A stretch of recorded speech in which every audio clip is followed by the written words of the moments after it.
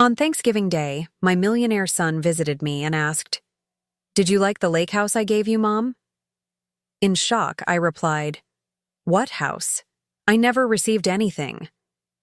My gold digger daughter-in-law slowly walked up to him. "I'm glad to have you here.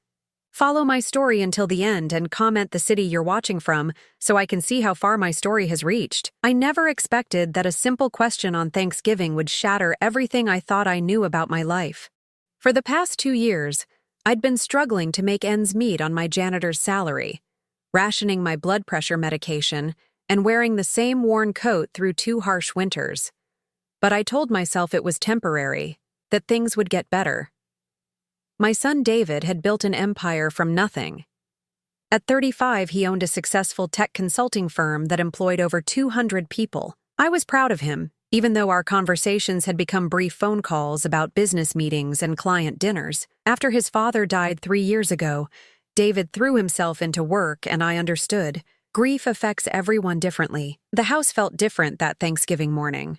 I'd spent hours preparing his favorite dishes, even though the grocery bill would mean skipping lunch for the next week.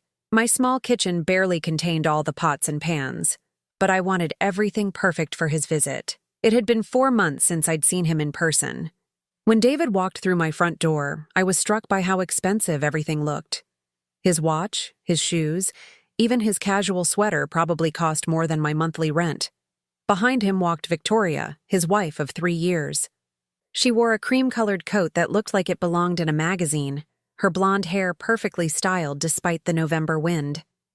"Mom, the house smells incredible," David said, hugging me briefly before stepping back to help Victoria with her coat. She smiled at me, that polished smile she always wore, but her eyes seemed to be calculating something. We sat down to dinner, and I listened as David talked about expanding his business to the West Coast. Victoria chimed in occasionally, mentioning their recent trip to Europe and the renovations they were planning for their home. I nodded and smiled, even though each detail reminded me of the growing distance between my life and theirs. Then, as I was serving the pumpkin pie, David leaned back in his chair and smiled. "Mom, I've been meaning to ask you something that's been on my mind." I set down the pie server, giving him my full attention. "How are you enjoying the lake house I gave you 2 years ago?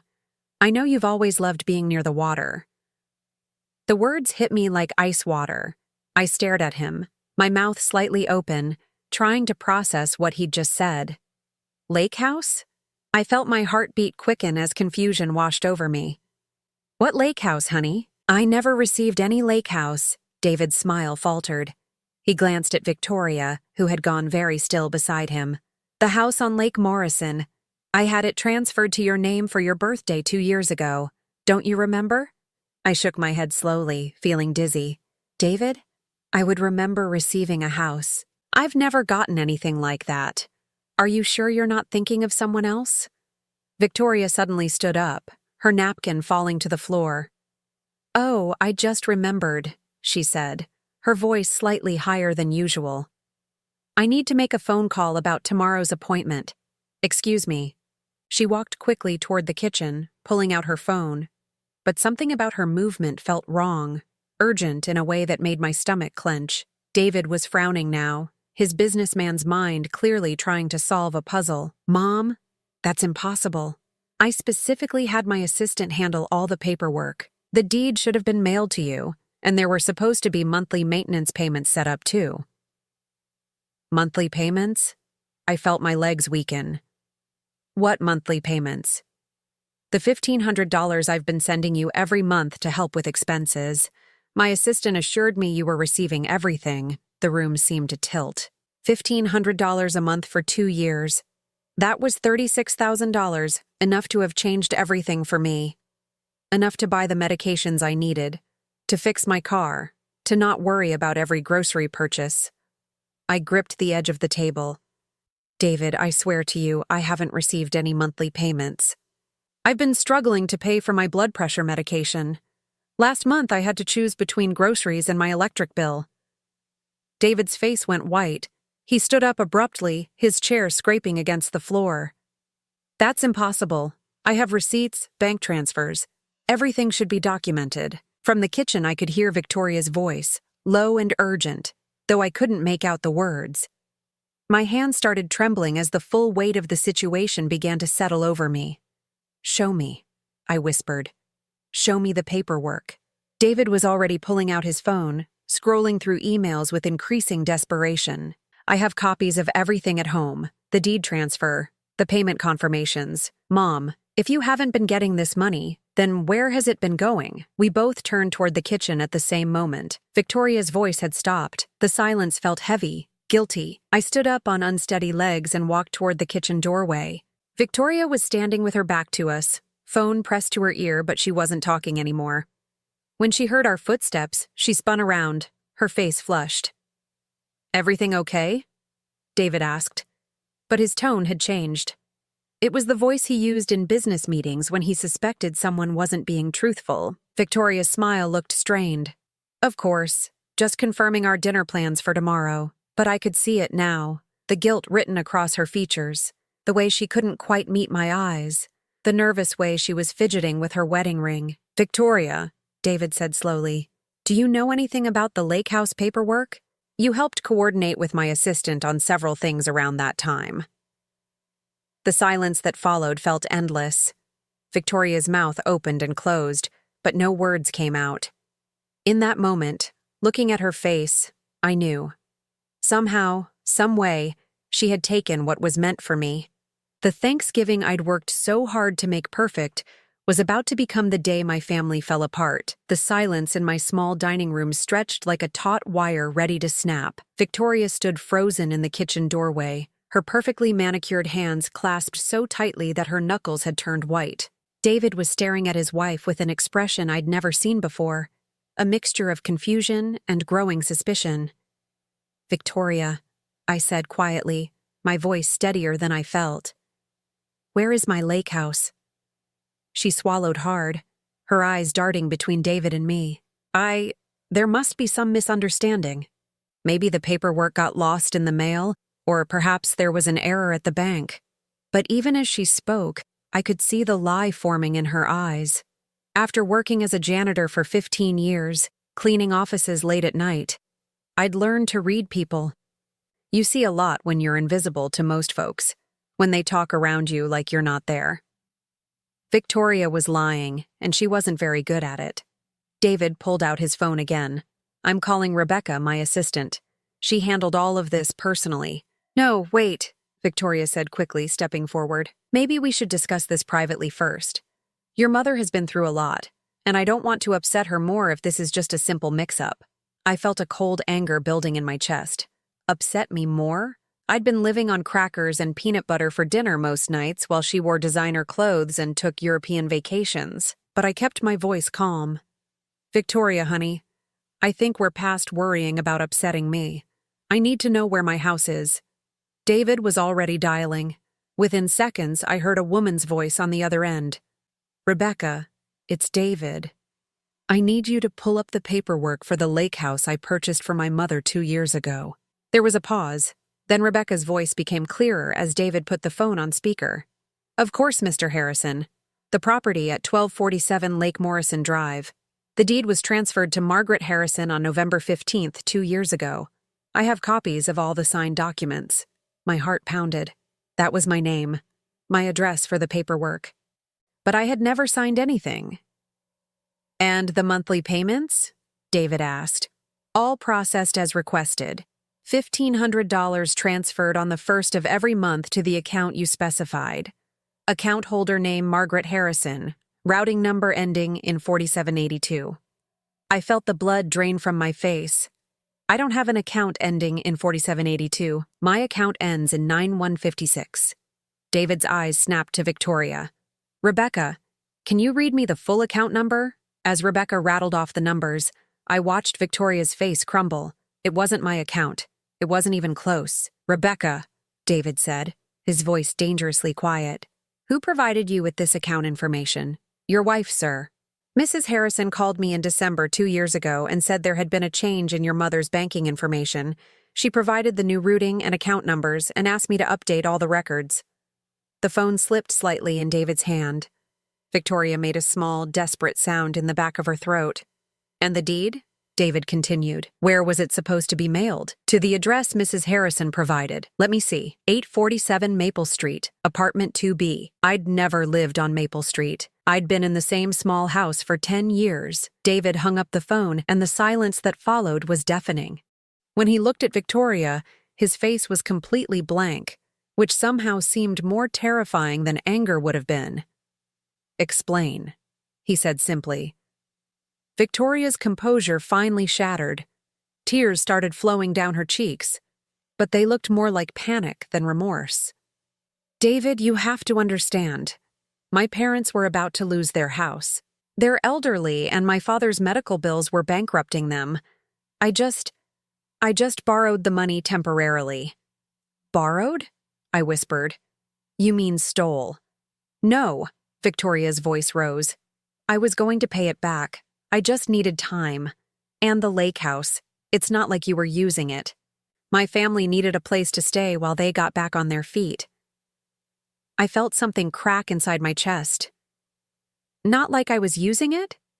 Victoria, I've been working double shifts to afford my medication. I've been eating 1 meal a day to make my grocery money stretch. I haven't been able to turn my heat above 60 degrees because I can't afford the electric bill.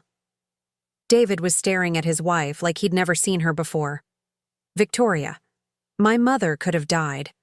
What if she'd had a medical emergency and couldn't afford treatment? But she didn't, Victoria said desperately. She's fine. She's healthy. My father has diabetes and heart problems. He needed the money more. The callousness of her words hit me like a physical blow. Fine? Healthy? I thought about the nights I'd lain awake, chest tight with stress, wondering how I'd pay for my next prescription.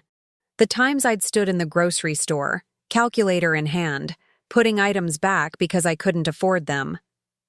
Where is my house now? I asked, my voice barely above a whisper. Victoria wiped her nose with the back of her hand, her designer makeup smearing. My parents are living there. And my brother's family. They've been renovating it, making improvements. With my money, David said flatly. Victoria nodded miserably. I sank into my chair, feeling suddenly exhausted. For 2 years, I'd told myself that David was too busy to check on me regularly, that his success meant he didn't need to worry about his mother anymore. I'd been proud of his independence, even as I struggled alone. But all this time, he thought he was taking care of me. He thought I was comfortable and secure. Mom, David said, his voice cracking slightly. I'm so sorry. I thought you were okay. I thought you had everything you needed. I looked at my son, this successful man who'd worked so hard to build a better life, and I saw the little boy who used to promise he'd take care of me when he grew up. He'd tried to keep that promise, but the woman he trusted most in the world had stolen it from both of us. How much? I asked Victoria. How much of my money did you take? She was quiet for a long moment. All of it, she finally whispered. $36,000.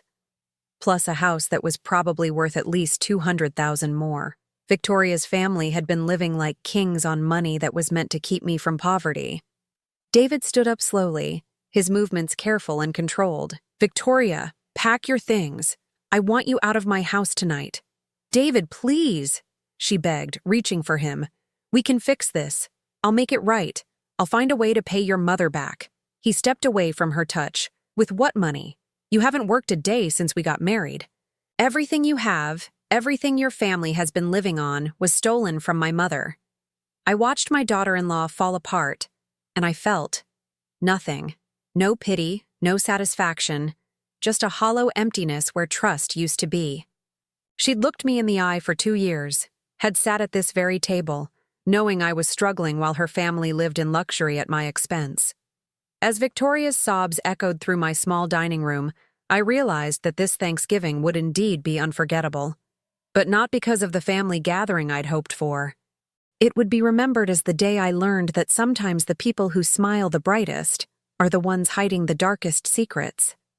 After Victoria left that night, sobbing and begging for forgiveness that neither David nor I could give, my house felt different. Quieter, but not peaceful. The The silence was heavy with unanswered questions and the weight of betrayal that seemed to settle into every corner. David wanted to call his lawyer immediately, but I asked him to wait. Not because I was having second thoughts about pursuing this, but because something told me we needed to know the full extent of what Victoria had done before we moved forward. Thieves rarely steal just once, and I had a feeling this went deeper than a house and some monthly payments. "Mom, you don't need to do anything," David said as he sat across from me at my kitchen table, his expensive suit wrinkled from the long, awful day. "Let me handle everything. You've been through enough." But I shook my head. For 2 years, I'd been the victim of Victoria's lies. I'd been helpless, unknowing, while she systematically robbed me of what little security I might have had. Now I knew the truth, and I wasn't going to sit back and let others handle my business. "I need to see it all," I told him. "Every document, every bank record, every piece of paperwork. I need to understand exactly what she did to me." The next morning, after David went home to change clothes and gather documents, I called in sick to work for the first time in 2 years. Mrs. Henderson, my supervisor, was surprised but understanding when I told her I had a family emergency. If only she knew. David returned with boxes of paperwork and his laptop. We spread everything across my small dining table, the same table where Victoria had sat just hours before, playing the role of the concerned daughter-in-law while hiding her crimes. The first document we examined was the deed to the lake house. My signature was there, clear as day, on a document I'd never seen before. But as I stared at it, something seemed off. "This isn't how I sign my name," I said, pointing to the signature. "Look at the M in Margaret. I always make it with a little loop at the top, but this one is just straight lines." David pulled out his phone and took a picture of the signature, then found an old birthday card I'd signed for him last year. The differences were subtle but clear once you knew what to look for. "She forged your signature," he said, his voice flat with anger. We kept digging. The bank records showed that the monthly payments had been going to an account that was indeed in my name, but at a bank I'd never done business with. Someone had opened an account using my personal information. "I need to see this account," I said. David called the bank, but they wouldn't give him information over the phone since he wasn't an account holder. So we drove there together, my hands shaking as I walked into the marble lobby of First National Bank with my driver's license and Social Security card. The account had been opened 2 years and 1 month ago, just weeks before the first payment was supposed to go to me. The address on file was 847 Maple Street, apartment 2B, the same address Rebecca had mentioned. The phone number listed wasn't mine either. "Ma'am," the bank representative said, looking confused as she scrolled through the records, "you've never actually been in this branch before, have you?" "No," I said firmly. "I've never been here in my life." She showed us the signature card from when the account was opened, the same fake version of my name, signed by someone who wasn't me. "This is identity theft," the representative said, her voice concerned. "You need to file a police report immediately." But we weren't done yet. David had brought copies of all his financial records related to my care, and as we sat in the bank's customer service area, a more complete picture began to emerge. The monthly payments were just the beginning. David had also been sending additional money for my medical expenses, money I'd never seen. $500 when he thought I needed new glasses, $800 for what he believed was dental work, $1,000 last Christmas as a bonus. Every single payment had gone to the fake account. "How much?" I asked, though I was afraid to hear the answer. David's fingers moved across his phone's calculator. His face went pale. $43,000. Over 2 years, she stole $43,000 from you. I felt dizzy. $43,000 was more money than I'd ever had in my life. It was enough to have changed everything, to have given me security and comfort in my older years instead of the constant stress of living paycheck to paycheck. We drove to 847 Maple Street next. It was a rundown apartment complex on the other side of town, the kind of place with flickering neon signs and broken concrete steps. Apartment 2B was empty with a "for rent" sign in the window. She probably rented it just long enough to establish the fake address, David said, his jaw tight with anger. But I was thinking about something else. "David, how did she get my personal information?" my social security number, my date of birth, all the details she'd need to open that account? He was quiet for a moment. From our house, I keep copies of important family documents in my home office. She would have had access to everything. The betrayal cut deeper with each new revelation. Victoria hadn't just seen an opportunity and taken it. She'd planned this carefully, systematically stealing my identity and my money while living in my son's house, eating at his table, pretending to love him. That evening, as we sat in my living room surrounded by evidence of Victoria's crimes, David looked at me with tears in his eyes. "Mom, I'm so sorry. I trusted her completely. I never thought to verify that you were receiving the money because she was the one who suggested I send it in the first place." That detail hit me like ice water. "She suggested it?" David nodded miserably. "About 6 months after Dad died, she mentioned how worried she was about you managing on your own. She said it would be a wonderful gesture if I could help with your expenses, especially since business was going so well. She even offered to coordinate with Rebecca to set everything up." I closed my eyes, feeling the full weight of Victoria's manipulation. She'd positioned herself as the caring daughter-in-law, concerned about her husband's struggling mother, while secretly ensuring that every dollar meant for me would end up in her family's pockets. And the lake house? Same thing. She said you'd mentioned wanting to live near water, that it would be good for your health and peace of mind. She helped me find the property, negotiated the price, handled all the paperwork. Victoria had played my son like a violin, using his love for me against both of us.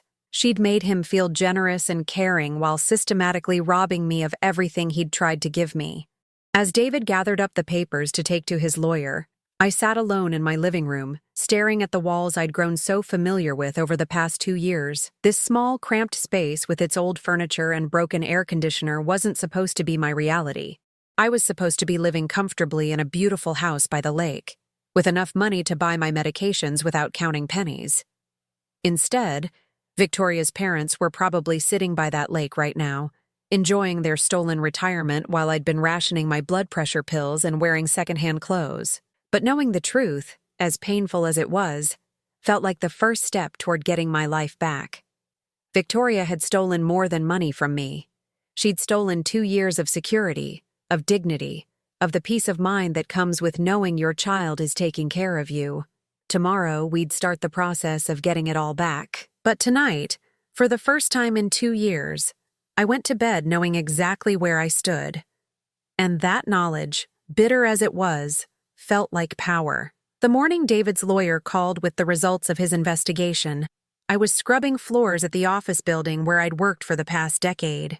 My knees ached against the cold tile, and my hands were raw from the industrial cleaning solutions. But I kept working because I needed every dollar from this job.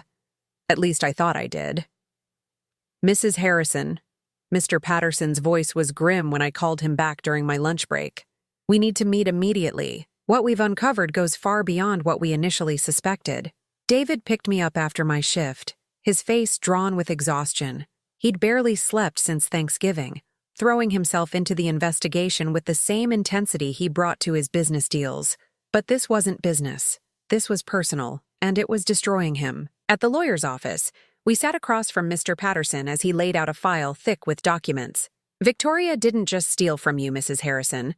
She's been running what amounts to a small-scale fraud operation using your identity." The room seemed to tilt as he explained. "Victoria had used my personal information to open not just the one bank account, but 3 separate accounts at different banks. She'd applied for credit cards in my name, taken out a small loan, and even filed false tax returns claiming me as a dependent while reporting income I'd never earned. The IRS has been trying to contact you about discrepancies in your tax filings," Mr. Patterson continued. "They've been sending notices to the fake address. You're currently under investigation for tax evasion." I felt like I was drowning. Tax evasion? But I've filed my taxes honestly every year. "We know that now, but the IRS doesn't. Victoria has been reporting that you received the money David sent, money that you never actually got. From their perspective, you've been hiding income." David's hands were clenched into fists. "How much did she steal in total?" Mr. Patterson flipped through several pages. including the original $43,000 plus additional credit card spending, loan proceeds, and fraudulent tax refunds. We're looking at approximately $78,000. The number hit me like a physical blow. $78,000. I made $18,000 a year scrubbing floors. Victoria had stolen more than 4 years of my salary. And the house? That's where it gets more complicated, Mr. Patterson said. The property is legally in your name, Mrs. Harrison, based on the forged deed. Victoria's family has been living there, making improvements with the stolen money, and they've actually increased the property value significantly.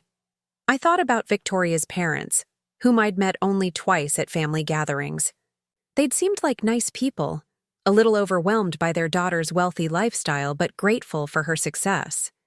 Had they known where the money was coming from?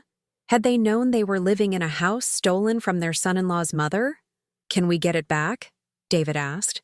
Yes, but we'll need to involve law enforcement. This isn't a civil matter anymore. This is criminal fraud, identity theft, and tax evasion. Victoria could face serious prison time. I was quiet for a long moment, thinking about the woman who'd sat at my table just days ago, crying and begging for forgiveness.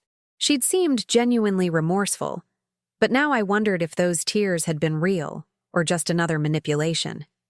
What about her family? I asked. Her parents? Her brother with the children? Mr. Patterson's expression was sympathetic but firm.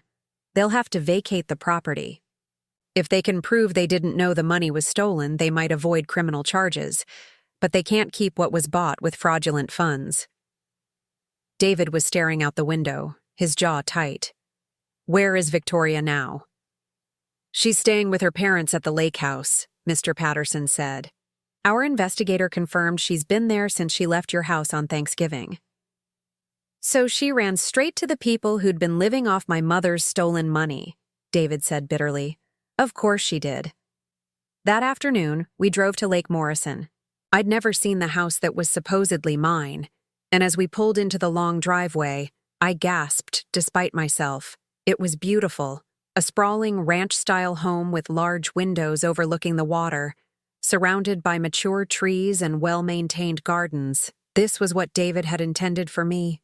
This peaceful, comfortable place where I could have spent my retirement years watching the sun set over the lake, instead of worrying about whether I could afford my next meal. Victoria's father answered the door, his face falling when he saw David and me. Oh, he said quietly. We've been expecting you. Victoria appeared behind him, looking smaller and younger than I'd ever seen her. Her designer clothes had been replaced with jeans and an old sweater, and her face was puffy from crying. Margaret, she said, her voice barely above a whisper. I'm so sorry. I looked at her, this woman who'd smiled at me across countless dinner tables while systematically destroying my financial security, and I felt nothing but cold anger. Are you? I asked. Are you really sorry, Victoria? Or are you just sorry you got caught? She started crying again, but I wasn't moved. I'd seen her tears before, had believed in them, had even felt sorry for her sometimes when David worked long hours and she seemed lonely. I never meant for it to go this far, she sobbed. It started with just borrowing the first payment to help my parents with their mortgage. I was going to put it back before anyone noticed. But you didn't, David said, his voice like ice. You took more and more. You stole my mother's identity, filed false tax returns, opened credit cards in her name. That's not borrowing, Victoria. That's fraud. Victoria's mother had appeared in the doorway, her face streaked with tears. We didn't know, she said desperately. We thought David was just being generous, helping us through a difficult time. Victoria told us he'd insisted on buying us the house. I looked at this older woman, probably close to my age, and I saw genuine shock and horror in her eyes. She hadn't known.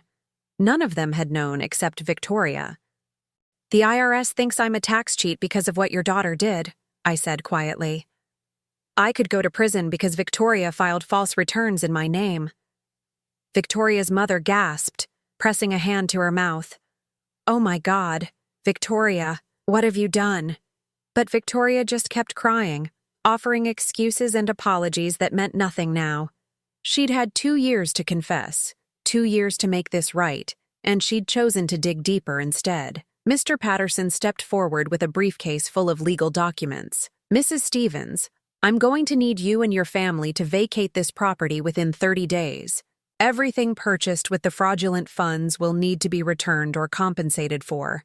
As I watched Victoria's family absorb the reality of their situation, I felt something I hadn't expected. Relief. Not satisfaction, not revenge, just relief that the truth was finally out in the open. The police will be here tomorrow to arrest Victoria, Mr. Patterson continued. I'd recommend she turn herself in voluntarily. Victoria looked up at David with desperate eyes. Please don't let them arrest me. I'll pay everything back, I promise. I'll get a job, I'll work day and night. David shook his head sadly. With what skills, Victoria? You've never worked a day in your life. You don't even know how to work. All you know how to do is take. As we left the lake house, I turned back for one last look at the place that should have been my home for the past 2 years. Soon it would be, but it felt hollow now, tainted by the knowledge of how Victoria had stolen it from me. Mom, David said as we drove away, I'm going to make sure you never want for anything again. I'm going to take care of you the way I should have been doing all along. I patted his hand gently. You were taking care of me, honey. It's not your fault that Victoria stole what you gave me. But as we drove back toward my small, cramped house, I knew that everything was about to change. Victoria would face the consequences of her crimes, and I would finally get the security and comfort that David had always intended for me to have. The confrontation was over. Now came justice. The divorce papers were finalized on a gray Tuesday in February, 3 months after that devastating Thanksgiving dinner. I sat in the courthouse hallway beside David as his lawyer emerged from the courtroom with news that Victoria had signed everything without contest. She'd already been sentenced to 18 months in prison for fraud and identity theft, and fighting the divorce would have only added legal fees she couldn't afford. It's done, Mr. Patterson said, sitting down beside us. The marriage is dissolved. All assets purchased with stolen funds revert to their rightful owners. Mrs.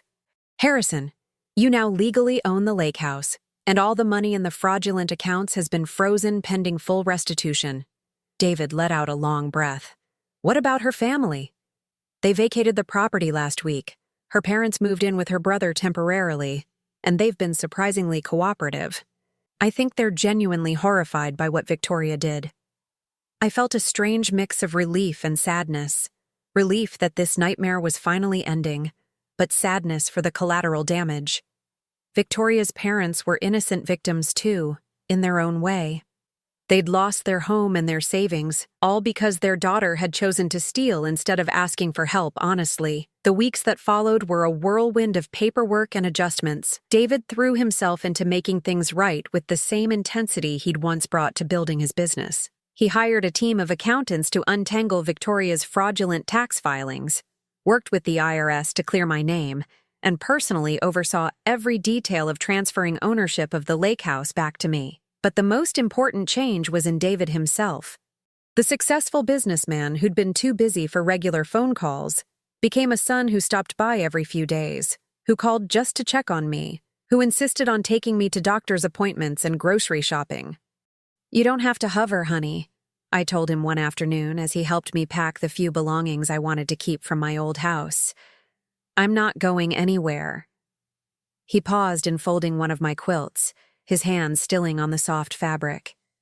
Mom, I missed 2 years of your life because I was stupid enough to trust Victoria completely. I'm not missing any more. I understood his guilt, even though I didn't think he deserved it. Victoria had been a master manipulator, playing on his love for me to hide her crimes.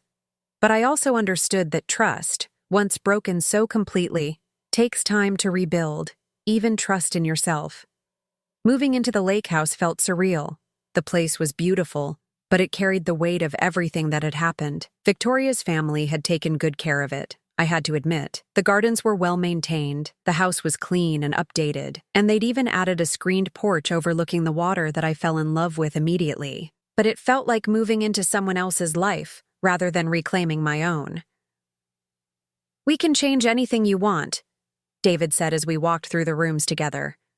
New furniture, different paint colors. Whatever would make it feel like home to you. I appreciated his thoughtfulness, but I wasn't sure new curtains would erase the knowledge that Victoria's father had sat in this living room for 2 years, reading his morning paper while I'd been rationing my medication 50 miles away. The financial restitution process was more complex than I'd expected. The accounts Victoria had opened in my name contained not just the money David had sent, but also funds from the credit cards she'd used and the loan she'd taken out. Untangling what belonged to whom required forensic accounting and months of documentation.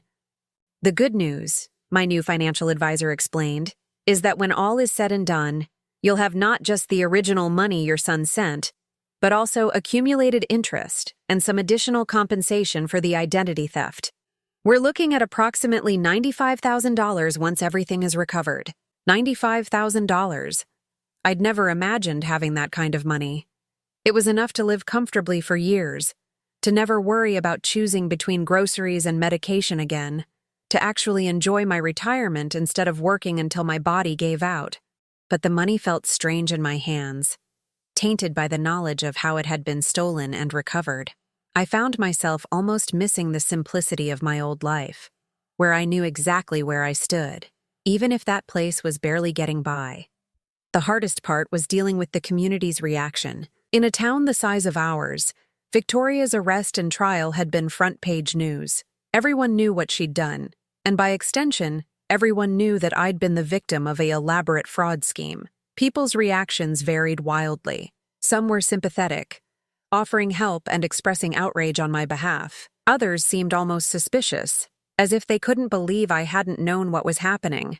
A few made comments that suggested they thought I should be grateful for the attention, as if being defrauded was somehow better than being ignored. The worst were the people who acted like I'd won the lottery instead of having my identity stolen. "Well, at least it all worked out in the end," one neighbor said cheerfully. "Now you're sitting pretty by the lake." I wanted to shake them, to explain that having your daughter-in-law systematically steal your identity and rob you for 2 years isn't something that just works out. That the money and the house came with the knowledge that someone you'd trusted had viewed you as nothing more than a source of funds to exploit. But I kept my mouth shut and focused on rebuilding my life. The first night I spent alone in the lake house, I sat on the screened porch with a cup of tea, watching the sun set over the water. The view was beautiful, peaceful in a way I'd never experienced before.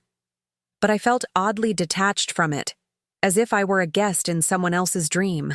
My phone rang, and David's name appeared on the screen. He'd been calling every night since I'd moved in, checking to make sure I was settling in okay. "How are you feeling, Mom?" I looked out at the lake, trying to find words for the complicated mix of emotions churning inside me. "Grateful," I said finally, "and sad, and angry, and confused, sometimes all at the same time." "That sounds about right," David said softly.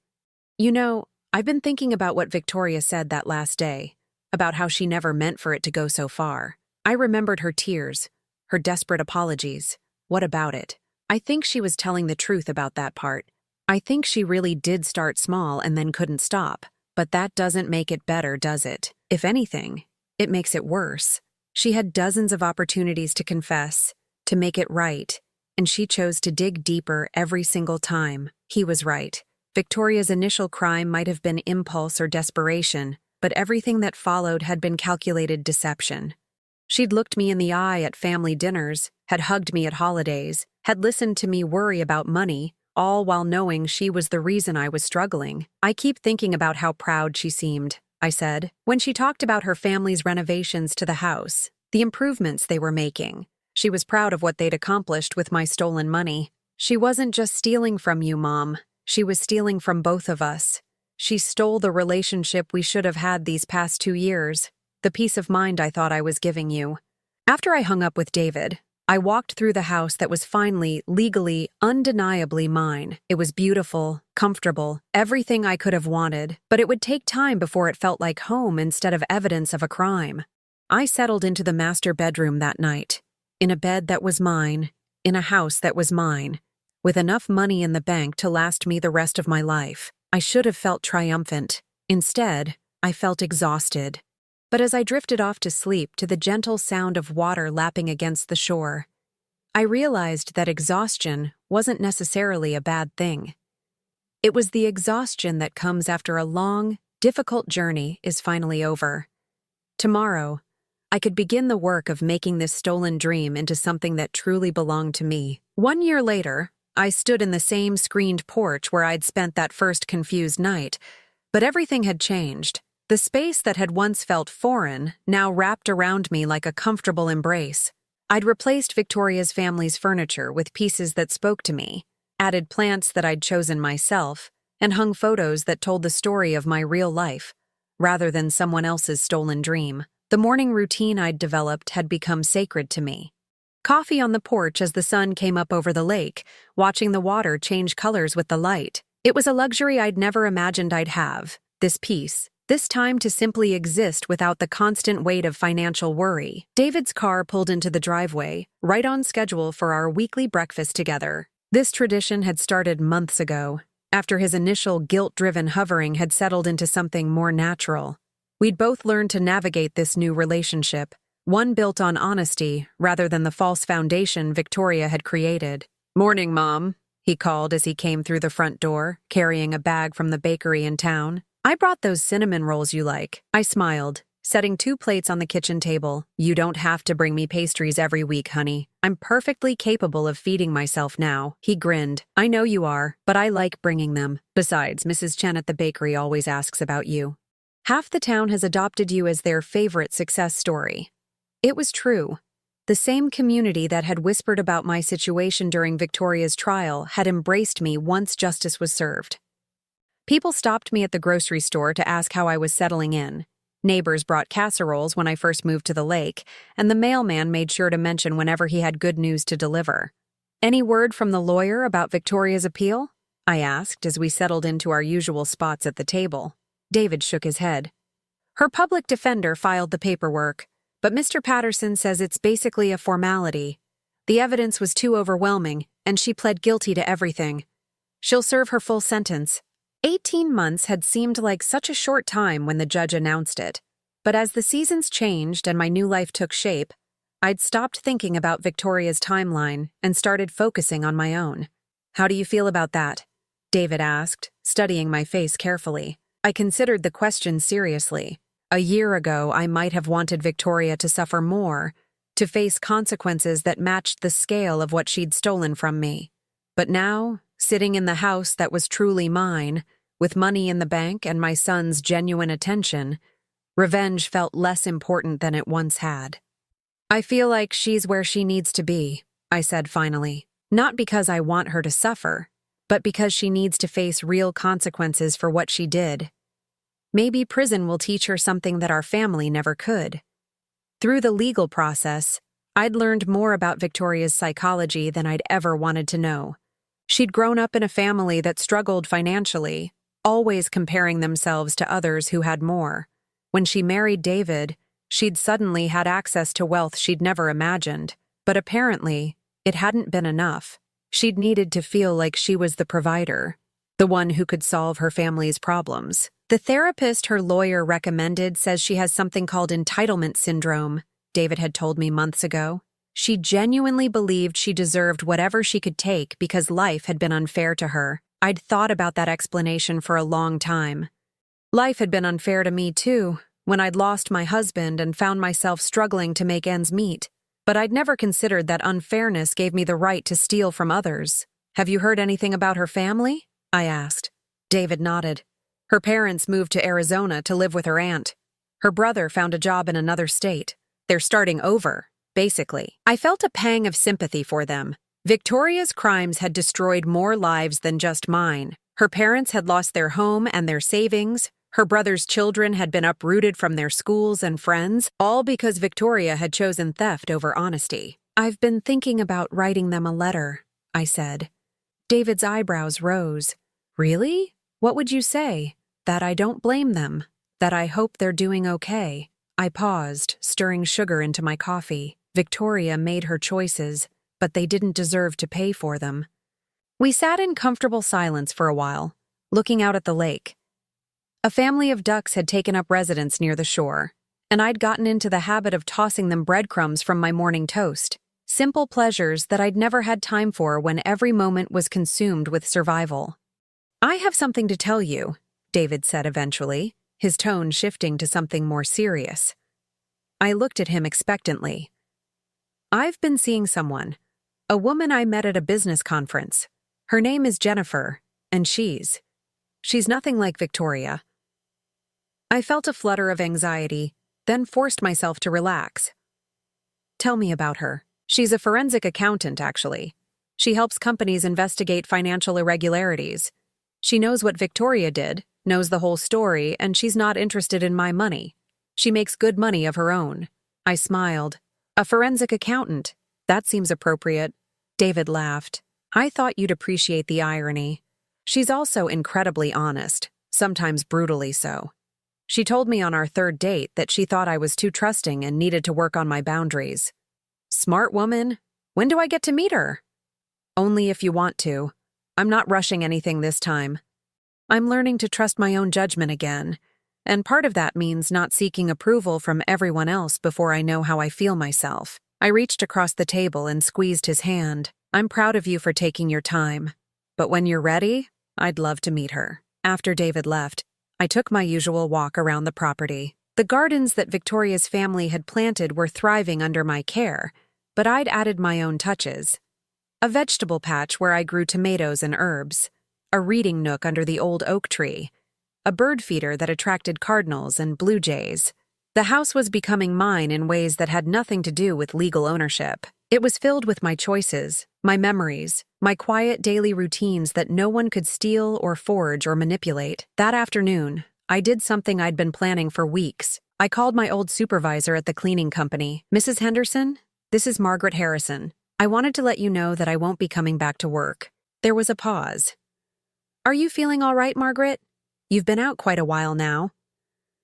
"I'm feeling better than I have in years," I said, smiling at the truth of it. "I'm retiring." It felt strange to say the word. I'd never imagined I'd be able to retire, had assumed I'd work until my body gave out. But the money Victoria had stolen, and that had been recovered, combined with the house and David's ongoing support, meant I could finally stop scrubbing other people's floors and start living for myself. That evening, I sat on my porch with a glass of wine, watching the sunset paint the lake in shades of gold and pink. My phone buzzed with a text from David. "Jennifer wants to know if you like Italian food. She's thinking of cooking for you next weekend." I typed back, "Tell her I love Italian food, but she doesn't need to impress me. I already like anyone who makes my son happy." As darkness settled over the water, I thought about the woman I'd been a year ago. Tired, struggling, proud, but quietly desperate. She would never have believed that this peace was possible, this sense of security and contentment. Victoria had stolen 2 years of my life, but in a strange way, her crimes had also given me something I might never have had otherwise. They'd forced David to truly see me, to understand that I needed more than just financial support. I needed his presence, his attention, his genuine care. They'd also taught me something about my own strength. I'd survived the theft, the investigation, the trial, the complicated process of reclaiming my identity and my life. I'd learned that I was tougher than I'd given myself credit for, more resilient than I'd ever needed to be before. I'd also learned something about forgiveness. Not forgiveness for Victoria, who would have to earn that through genuine change that I might never witness, but forgiveness for myself, for being trusting enough to believe in her lies, and forgiveness for David, who'd been manipulated just as thoroughly as I had been. As I locked up the house and headed to bed, I felt the deep satisfaction that comes from a day well lived and a life reclaimed. Tomorrow would bring new small pleasures, new quiet joys, new moments of peace that no one could steal. The lake house that had started as Victoria's crime scene had become my sanctuary. The money that had been stolen and recovered had become my security. The son who had been deceived into neglecting me had become my devoted companion. Victoria had tried to steal my future, but in the end she'd only delayed it. Now it was mine, fully and completely to live exactly as I chose. And I chose peace. Now, I'm curious about you who listened to my story. What would you do if you were in my place? Have you ever been through something similar? Comment below. And meanwhile, I'm leaving on the final screen 2 other stories that are channel favorites, and they will definitely surprise you. Thank you for watching until here.